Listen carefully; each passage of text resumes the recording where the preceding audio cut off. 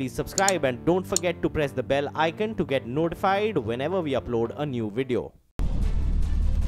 क्या किसानों के मार्च से फडणवीस सरकार पर दबाव पड़ेगा? क्या फसल की बर्बादी से परेशान किसानों को कर्ज माफी की राहत मिल पाएगी? क्या किसानों का फडणवीस सरकार पर वादा खिलाफी का आरोप सही है? ये सवाल इसलिए क्योंकि हजारों किसान का मार्च मुंबई पहुंच गया है। कर्ज माफी, फसल का सही दाम, बिजली बिल की माफी को लेकर 7 मार्च को नासिक से चला ये मार्च मुंबई पहुंच गया है। कल किसान विधानसभा का घेराव करेंगे।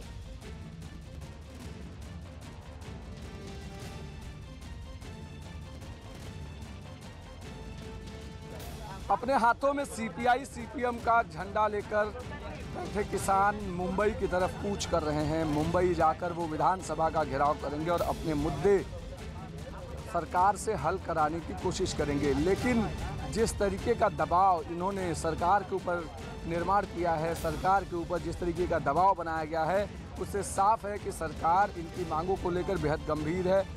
शिवसेना जो सरकार में सत्ता के साथ है लेकिन इनके साथ आकर खड़ी हो गई है, यानी साफ है कि आने वाले समय में उन्हें भरोसा है कि अगर सरकार इनके प्रश्नों को हल नहीं कर पाई तो ऐसे में शिवसेना को भी उतना ही नुकसान होगा जितना बीजेपी को होगा। तो इनके बीच में तमाम सारे मुद्दे हैं। क्या क्या मुद्दे हैं, किन किन मुद्दों को लेकर के ये लोग सरकार के पास जा रहे हैं? हमारे साथ कुछ लोग हैं। आप बताइए, आप लोग जा रहे हैं विधानसभा का घेराव करने, क्या क्या मुद्दे हैं आप लोगों को, क्या क्या मांगे? हमारे मांगे है कि हमारा वो फॉरेस्ट प्लॉट है, वो सरकार ज़मीन का वो ये ना हमारे नाम होना चाहिए।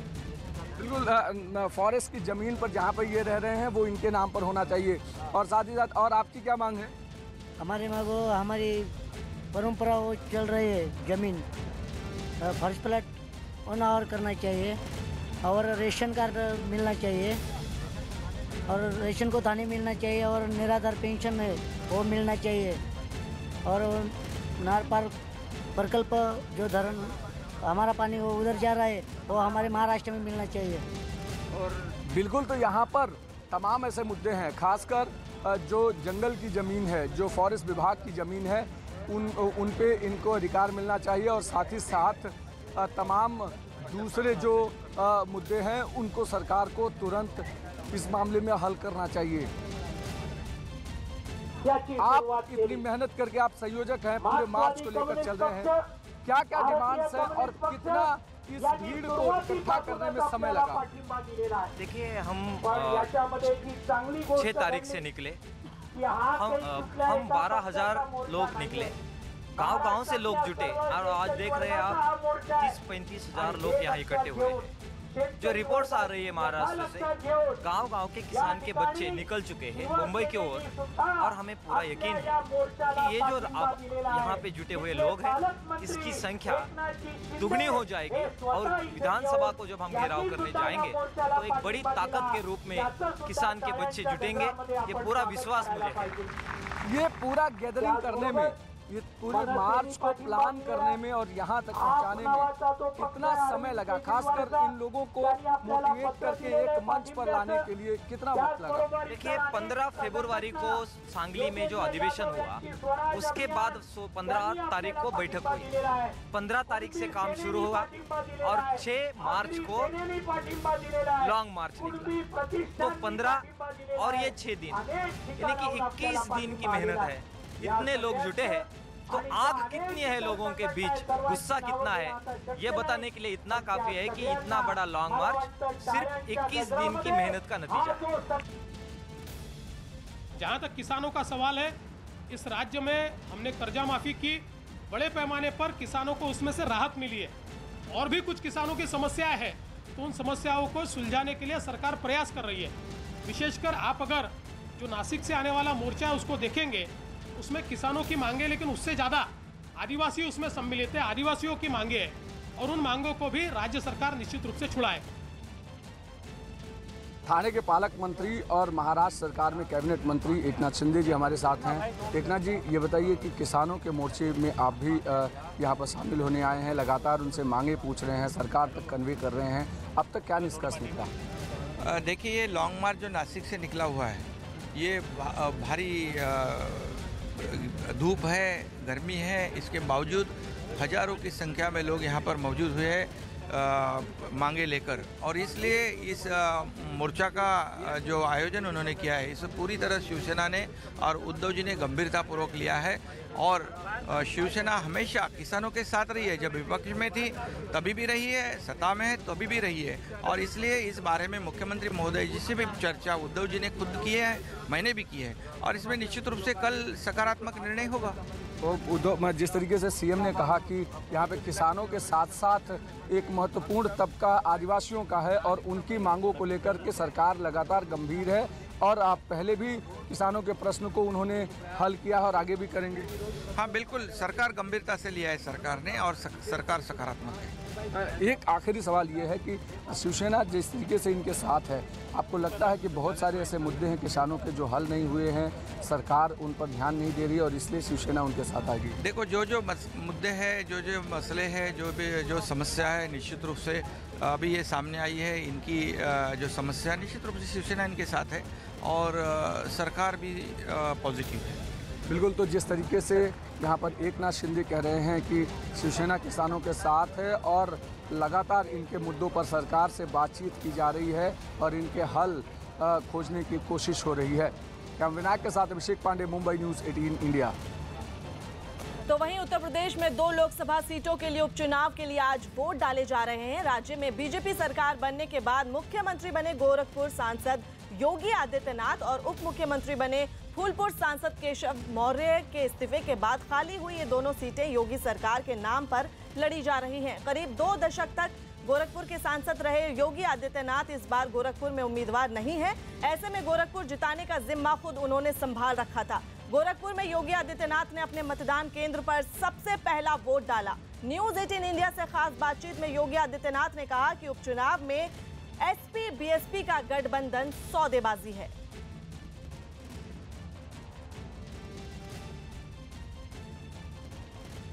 लगातार आपने प्रचार किया, कई रैलियां की, विपक्षी कह रहे हैं कि जो समाजवादी पार्टी और बसपा एक साथ आई, इसलिए आपको 2 उपचुनावों में भी इतना प्रचार करना पड़ा, इतनी मेहनत करनी पड़ी। देखिए, दोनों उपचुनाव भारतीय जनता पार्टी प्रचंड बहुमत से जीतेगी और 2019 में भी आदरणीय प्रधानमंत्री श्री नरेंद्र मोदी जी के नेतृत्व में विकास और सुशासन की विजय होगी। भारतीय जनता पार्टी पुनः केंद्र में आदरणीय नरेंद्र मोदी जी के नेतृत्व में सरकार बनाएगी। आपने लगातार मुख्यमंत्री जी प्रचार में संज्ञा दी थी कि ये कहीं ना कहीं जो गठबंधन हुआ है वो ज़रूरत है, दोनों की एक दूसरे की ज़रूरत है, और ये गठबंधन नहीं है, कहीं ना कहीं एक अपॉर्चुनिटी का फ़ायदा उठाया जा रहा है। लोग ठगबंधन अपनी संज्ञा दी, लोग कह रहे हैं कि आप घबराए हैं इसलिए गठबंधन पर चोट कर रहे हैं अपनी सरकार के कामकाज के बजाय। देखिए, हम किसी पे चोट नहीं कर रहे हैं, लेकिन इस सौदेबाजी का विरोध जरूर कर रहे हैं, क्योंकि सौदेबाजी ने प्रदेश की पूर्ण क्षति की है। 2014-2017 के चुनाव में प्रदेश की जनता जातिवाद, वंशवाद की राजनीति को खारिज कर चुकी है, क्योंकि इसके कारण यहाँ की व्यवस्था अधिकाधिक भ्रष्ट हुई है, प्रदेश में अराजकता फैली है, प्रदेश में गुंडाराज फैला है। पिछले 11 महीनों के दौरान हमारी सरकार प्रदेश को अपराध से, गुंडाराज से मुक्त करने में सफल हुई है, और प्रदेश में विकास और सुशासन के जिस अभियान को हम लोगों ने आगे बढ़ाया है, प्रदेश का कल्याण इसी में है। प्रदेश की जनता इस बात को स्वीकार करती है। पूरा चुनाव में मेहनत आपने की, आपने दोनों जगह रैलियां की, आप अन्य राज्यों में जहाँ जहाँ चुनाव हो रहे हैं रैलियां करने जा रहे हैं। ये माना जाए कि योगी आदित्यनाथ अब भाजपा के लिए तीसरे सबसे बड़े स्टार प्रचारक हैं, तीसरे सबसे बड़े चेहरे हैं। भारतीय जनता पार्टी के कार्यकर्ता के नाते, प्रदेश के मुख्यमंत्री के नाते, जहाँ भी मेरे कार्यक्रम लगेंगे मैं जाऊँगा, क्योंकि जब प्रदेश में चुनाव होते हैं तो प्रदेश में भी अन्य राज्यों के कार्यकर्ता आते हैं चुनाव कैंपेन में सहयोग करने के लिए। पार्टी एक परिवार है और उसी फर्ज को निभाने के लिए हम लोग भी अन्य राज्यों में जाते हैं। कांग्रेस ने राज्यसभा चुनाव में बसपा को समर्थन देने की बात कही है, कहीं ना कहीं समाजवादी पार्टी, बहुजन समाज पार्टी, कांग्रेस एक साथ है। 2019 में ये जो मेल है ये मुश्किलें खड़ी कर सकता है। तीनों लोग इन दोनों चुनाव में मिल करके लड़ते तो और मजा आता है, और मैं तो पहले ही कह रहा था कि सपा बसपा कांग्रेस को मिल करके चुनाव लड़ना चाहिए। प्रदेश में एक साथ मिलते, परिणाम भी देख लेते, 2019 में भी ये लोग देख लें, भारतीय जनता पार्टी 100% रिजल्ट लेकर के आएगी और विकास और सुशासन के मंत्र पर आगे बढ़ेगी। जो विधानसभा में आपने बयान दिया था कि मैं ईद नहीं मनाता हूं, लेकिन मैं होली मनाता हूं, मैं दीपावली मनाता हूं, कह रहे हैं लोग कि ये चुनावी बयान है, क्योंकि विधानसभा चुनाव में प्रधानमंत्री जी ने कब्रिस्तान शमशान की बात की और अब उपचुनाव में मुख्यमंत्री बात कर रहे हैं ईद नहीं मनाने की। मैंने भाई, मेरी आस्था है, मैं इन लोगों की तरह पाखंडी नहीं हूँ कि घर के अंदर तिलक लगाऊं और बाहर आकर के जनता को भरमाने के लिए टोपी पहन करके लोगों से वोट लो। मेरी जो आस्था है वो मेरे साथ में है, लेकिन मैं दूसरे की आस्था का अनादर भी नहीं करता। प्रदेश में मुख्यमंत्री के रूप में अगर होली या दीपावली के उत्सव को प्रमोट कर रहा हूँ तो ईद या मुहर्रम में भी पूरी सुरक्षा और हर प्रकार की सुविधा सरकार दे रही है। क्रिसमस के लिए भी हर प्रकार की सुविधा दे रही है, गुरु पर्व के लिए भी हर प्रकार की सुविधा दे रही है, हर प्रकार की सुरक्षा उपलब्ध करा रही है। तो स्वाभाविक रूप से सरकार का जो दायित्व है, सरकार उस दायित्व का निर्वहन कर रही है। आपने विकास के मुद्दे पर प्रचार किया, आपने कई बार बात की कि इन्वेस्टर समिट हुई, प्रदेश में कितना निवेश आ रहा है, लेकिन इस पूरे प्रचार में आप पर व्यक्तिगत हमले हुए। अखिलेश यादव ने अपनी आखिरी प्रेस कॉन्फ्रेंस में यहाँ तक कहा कि आप भगवा पहनते हैं, आप योगी हैं, लेकिन आप झूठ बोलने का आपको सर्टिफिकेट मिला हुआ है और आप सारी रैलियों में झूठ को बोलते हैं। व्यक्तिगत हमले आप पर भी हुए हैं। तो यही तो अखिलेश यादव की सबसे बड़ी खासियत है कि वह व्यक्ति सच का सामना करने को तैयार नहीं है, और सच का सामना करने को तैयार अगर वे होते तो स्वाभाविक रूप से बसपा के साथ सौदेबाजी नहीं करते। उनकी हताशा और निराशा का परिणाम है सपा बसपा का एक गठबंधन। उनके द्वारा उत्तेजना में जिस प्रकार की बातें कही जा रही हैं, उनकी स्वाभाविक हताशा और निराशा को प्रदर्शित करता है। एक आखिरी सवाल मुख्यमंत्री जी, 1 साल सरकार के पूरे होने जा रहे हैं, क्या ये उपचुनाव सरकार के 1 साल के कामकाज पर रेफरेंडम है? क्या 1 साल के जो कामकाज है सरकार का, जनता का उस पर मत मानते हैं आप? विकास और सुशासन के इस मंत्र के आधार पर भारतीय जनता पार्टी दोनों उपचुनाव को जीतेगी और 2019 में भी 100% परिणाम लेकर के आएगी। नेटवर्क 18 16 और 17 मार्च को CNN news 18 rising India summit का पहला एडिशन लॉन्च करने जा रहा है। अफ्रीकी देश गैबोन इस मुहिम में हमारा कंट्री पार्टनर है, जो तेजी से विकास की सीढ़ियां चढ़ रहा है। इस अफ्रीकी देश में निवेश की अपार संभावनाएं हैं और इसी पर आधारित है हमारी ये खास रिपोर्ट। गैबोन दुनिया के विकास में स्थायी कारोबारी साझेदार बनने की कोशिश में जुटा है। इस देश में मौजूद अथाह प्राकृतिक संसाधन इसे दुनिया के लिए खास बनाते हैं।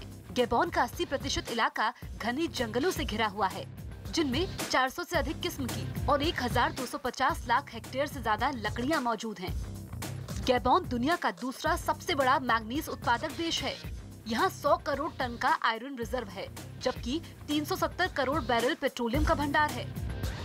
18 लाख आबादी वाले गैबोन की आधी से ज्यादा आबादी 18 साल से कम उम्र की है, जो पूरी दुनिया में अपने हुनर का लोहा मनवाने के लिए तैयार बैठी है। ये तमाम आंकड़े ये साबित करने के लिए काफी हैं कि गैबोन को विश्व के फलक पर छाने से कोई रोक नहीं सकता। President has carried out a number of reforms in order to make it easy for business people as a whole and captains of Indian industry in particular to come and do their business here. राष्ट्रपति Ali Bongo ने Gabon की petroleum आधारित अर्थव्यवस्था को नया आयाम दिया और उसमें कई उद्योगों को शामिल किया। राष्ट्रपति की दूरदृष्टि 2009 में तब नजर आई, जब उन्होंने गैबोन में मौजूद लकड़ी के अथाह भंडार को विकास का जरिया बनाया। इसके बाद गैबोन स्पेशल इकोनॉमिक जोन बनाया गया, जिसके जरिए लकड़ी के भंडार का इस्तेमाल तमाम तरह के उत्पाद बनाने में होने लगा, जिसने देश के आर्थिक विकास को रफ्तार दी। गैबोन में 80 से ज्यादा निवेशक 170 करोड़ डॉलर का निवेश कर चुके हैं और अब अच्छा खासा मुनाफा कमा रहे हैं। दुनिया भर के उद्योगपति यहाँ के तेजी से बढ़ते सेज में निवेश कर अपनी कमाई बढ़ाने में जुटे हैं।